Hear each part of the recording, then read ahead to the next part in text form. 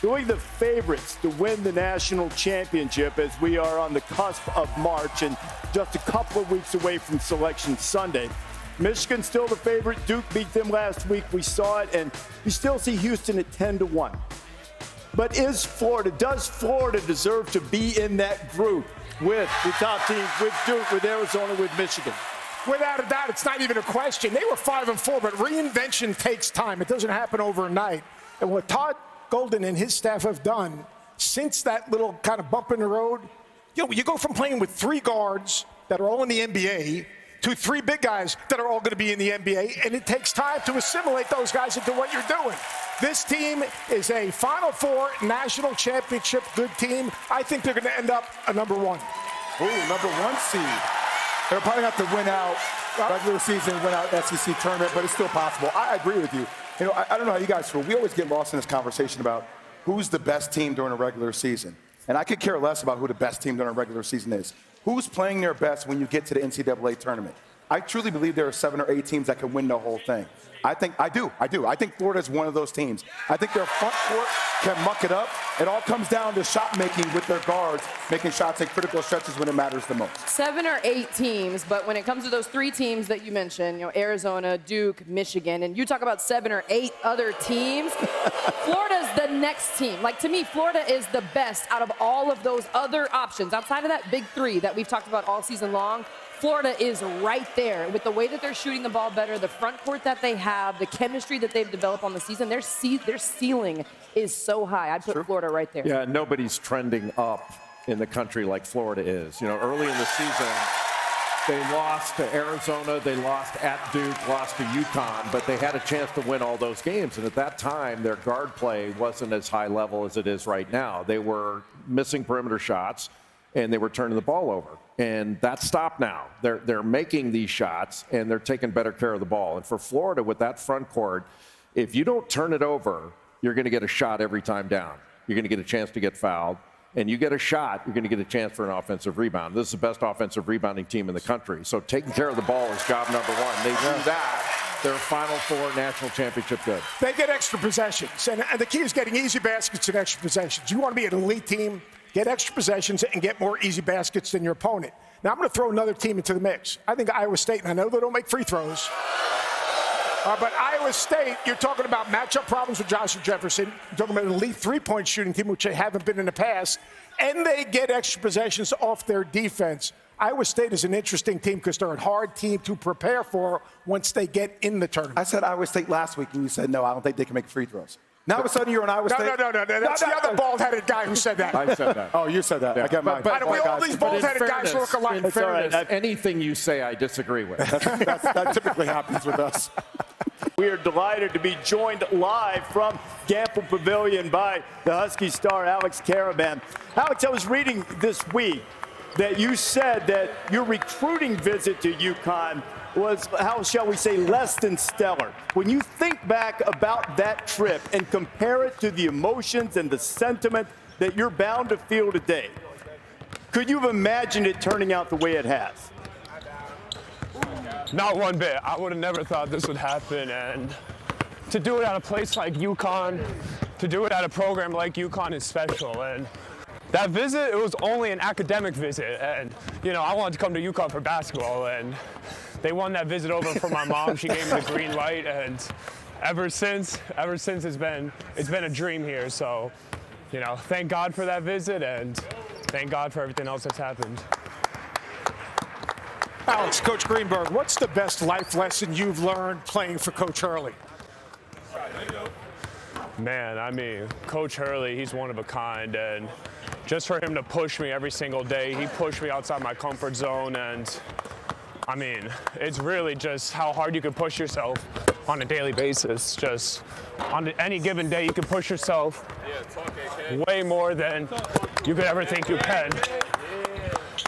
I think that's what I learned from him, just everything, and just loyalty as well, just how important loyalty is in today's world.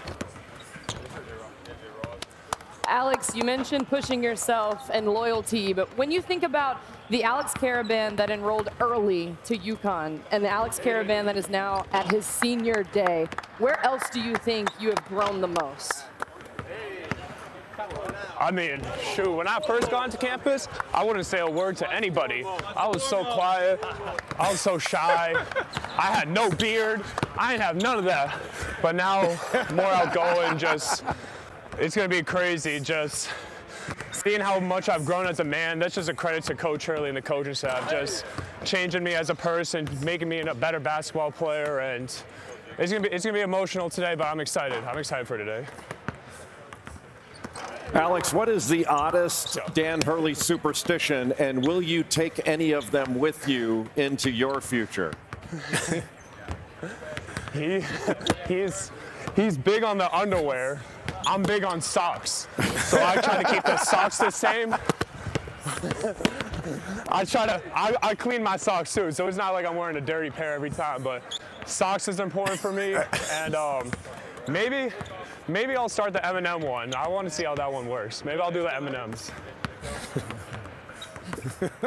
AK, Jay Williams here. I'm curious, man. What's your favorite spot on the court to shoot a three-point shot from? And can you take one now? And if you make it, I'll give you 5 push-ups. But if you miss it, you got to give me 5 push-ups. What do you think? I'm going to do the wing right here. Ooh. The wing right here. Okay. Bet it. There we go. Give me 5. Give me 5. Oh, I couldn't even see it. I couldn't even see the ball go in. Trust me, it went in. I went in. All right, AK, you got it. It went in. We trust him. We trust you, Alex. I'm repping it out for you, Alex. You got it, AK. Well, Jay Will gets his upper body work in, 5 push-ups there. Alex, I was looking back and thinking, you know, if you guys win the national championship, that you'll be the only player since the tournament expanded beyond 32 teams to have 3 national championships. What's the significance of a chance to have a spot like that in history? Can I ask a question before I answer that? Why is Florida booing me? They beat me last year. Why are you guys booing it? Never witnessed, AK. That's how they are. I think they don't know. I think basically the answer to that, Alex, is you're not a Gator. Basically, they say if you're not a Gator, you're Gator bait. Alex, we look forward to this. You guys play at noon. The last time they'll say a 6'8" forward from Southborough, Mass. You're one of the greats in UConn history, and we appreciate you, man, and wish you the best. Good luck, AK.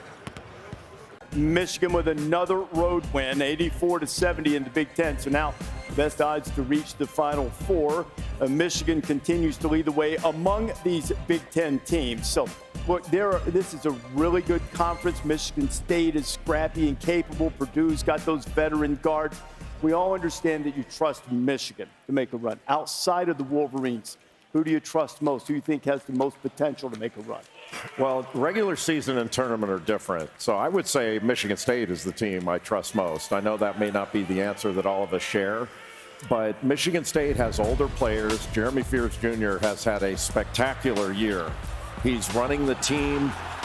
They may not shoot it as well as you would hope for a Final Four caliber team, but their interior is really solid. They still rebound. They get out and run. And I think they're trending in a good direction. So I would say Michigan State. If I had to pick a team that's going to be outside of Michigan, out of the Big Ten, that's going to reach a Final Four, I would trust Tom Izzo and Michigan State. I agree with you, and I hate to say that, but culture, identity, and continuity. No, you don't. Yes, he does. Yes, he does. Well, but when he says it, he's always right. Culture, identity, and continuity. If you think about the front court guys, seniors, what he's done with Carson Cooper has been absolutely incredible. Jeremy Fears is having a Cassius Winston-type season. They rebound the ball. They're relentless defensively. There's a physicality, and their preparation is second to none. This Michigan State team is the second-best team in the Big Ten and maybe the most dangerous team in the tournament. And if they keep playing this way, Tom Izzo will move from miserable to somewhat happy. You know, happily miserable. Happily miserable. He's best when he's happily miserable. I do actually agree with both of you in terms of you know what you're going to get from Michigan State defensively. And when you talk about stopping teams and making a run in the tournament, when you're not hitting shots, Michigan State can always rely on their defense to keep them in games. I know I've been high on Illinois. I've been the resident Illinois fan. I'm not going to hang up on them because I feel like losing to Michigan, you're not going to hold that against them too much. No. They've got 3 overtime losses. I know that they lost to Nebraska, but they ended up beating Nebraska later in the season. They haven't had continuity in terms of their available players. There are still things that they are trying to figure out. We just talked about Florida peaking at the right time, and Florida still having room to go. I'm not saying Illinois. They lost 4 of the last 6. I understand that, but Stojakovic hasn't looked like himself. Kylan Boswell just got back into the Wagler lineup. had that shoulder injury he's coming off of. Wagler had the shoulder injury, and if Illinois uses this Michigan loss to motivate them to be tougher and play with more physicality, they could be better. I kind of agree with Dre on this one. I kind of think they're upside because of how they can be so explosive offensively. And look, every team's going to take their lumps throughout the regular season. Like, I know we're going to have a conversation later about Houston. Look, it's a cumulative effect. What do you call it, Seth? It's always a cumulative effect. Cumulative effect. Right? So sometimes when you play in conference, you do take those losses, but when you get out of conference and you get that breath of fresh air in a tournament, if you're healthy, you hit your stride. Are you worried about the 3-point defense in these losses? I think every team are getting lit up. I think on with the exception of probably 4 teams, I'm worried about every other team. Yeah, every team's got scars. There's no doubt about it. But Illinois has got to show at the end of the season, if you want momentum, we're talking about the momentum Florida has. Right now, we look at Illinois. They don't have that same momentum. Their momentum's going in the other direction. But they don't have momentum, but they could have a lot of motivation. Kylan Boswell, post-game, he was so disappointed in himself, he couldn't even find words after the loss to Michigan. So they've got a lot of motivation. They just have to use it the right way. I tried to motivate my guys a lot. It didn't work. Nobody mentioned Nebraska. Nebraska's never won a tournament game. They're going to go into – do they at least win a tournament game? Oh, yeah. Yeah. They'll win a tournament game. Yeah. They're legit. They're really good. Their injuries. They have enough depth.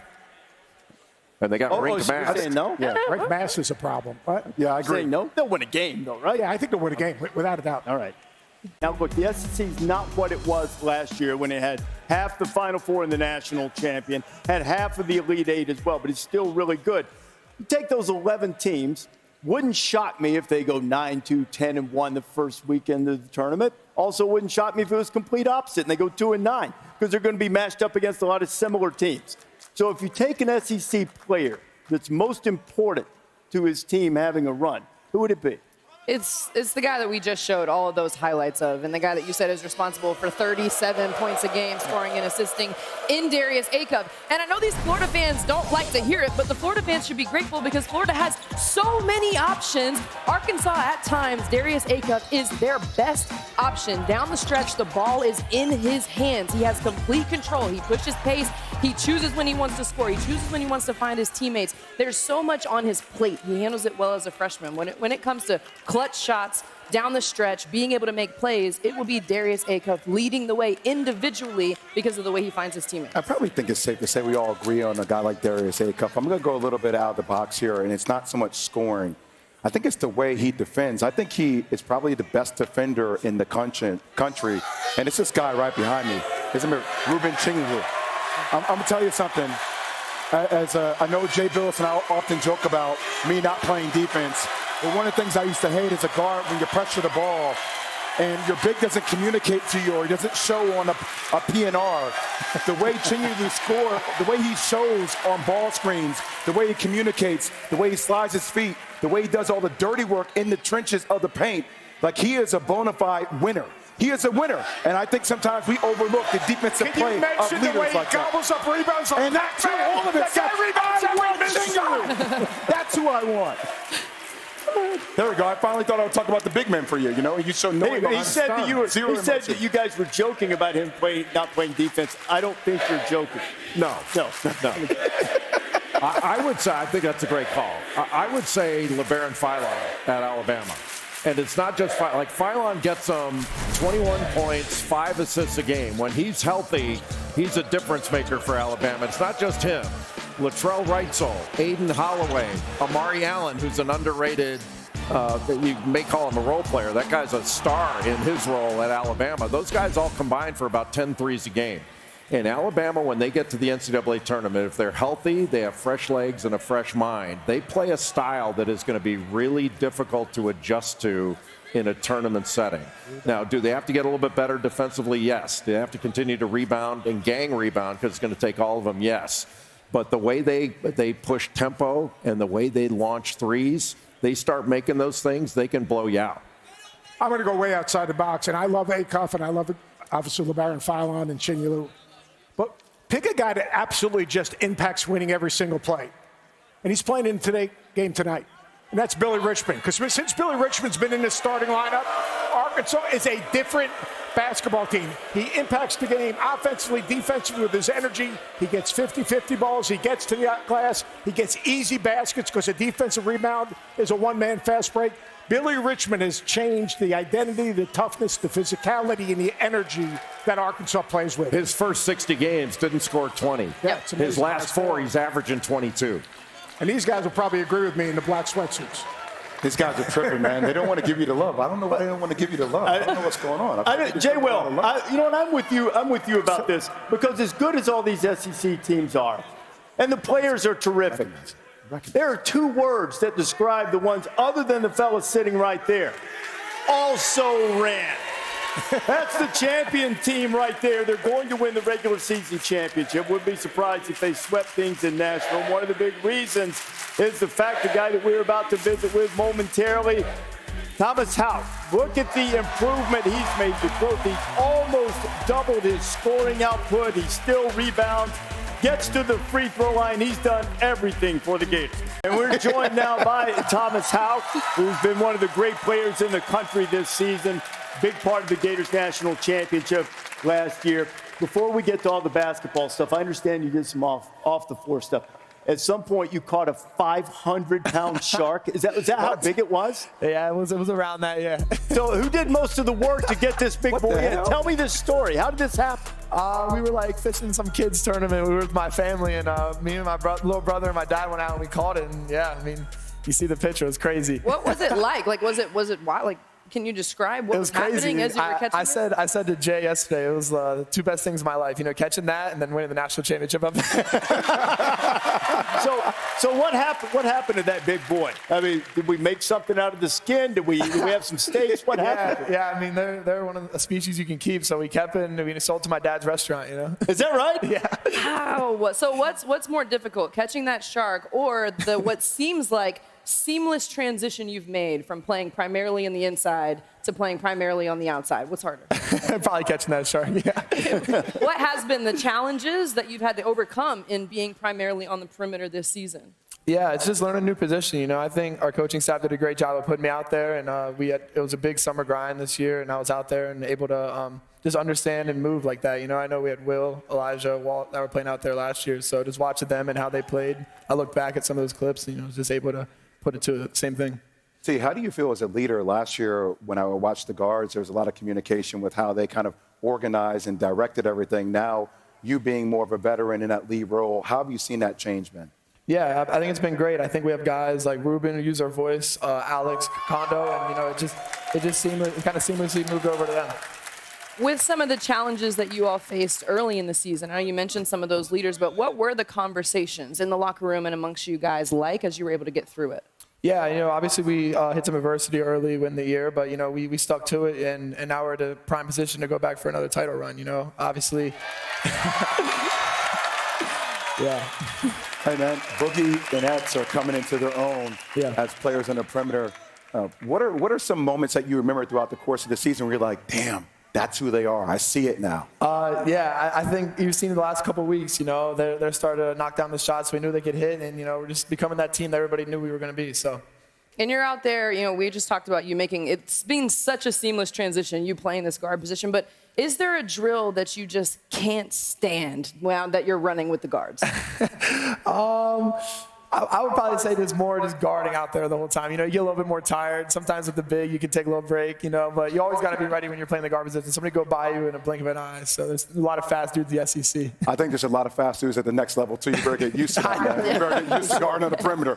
But what would you recommend for lunch? Would a Stay Hot bagel sandwich would that be a win? Right, can we get these out there? Now, this is named after you. We got some? This is the Tommy Haugh Stay Hot bagel sandwich. Is this going to mess up the pregame meal? It's got hot honey cream cheese, turkey, roast beef, crispy onions, and special sauce made out of sharks. Is that right? I feel like I'm not going to be able to complete the show. I'll be in the bathroom for the rest of it after this. Come on. Go ahead. Y'all got it. Thomas, this is delicious. Not bad. There's no shark meat, but it's pretty good.